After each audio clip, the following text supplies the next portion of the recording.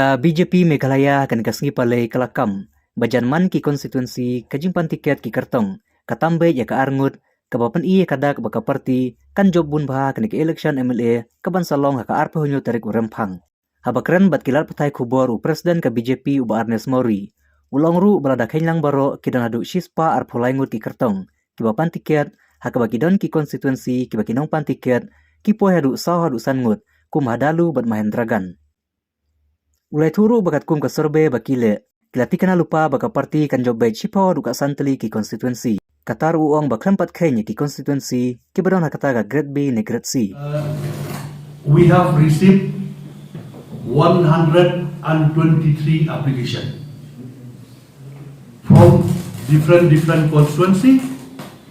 Like in some constituency, we are having multiple application, mean like 3-4. Even like Daru, for example, we are having 4 aspirant, applicant, and even in the Mahendragan, we are having 6 applicants.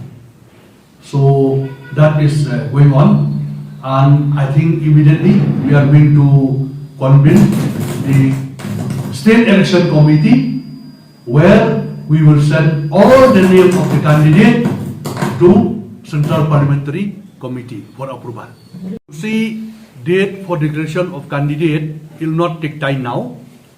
Just after the State Election Committee, we are sending all the names to Delhi, to our central office, and the Honorable Prime Minister, he is the chairman of the Parliamentary Committee Board. In that committee, they will clear all the candidates' names. Unless the Election Commission declare the date, we cannot announce our candidate.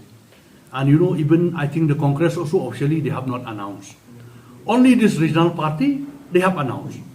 But we as a national party, we have already they have declared the date from the Election Commission. We are under process. We are going to declare the name of the candidate immediately.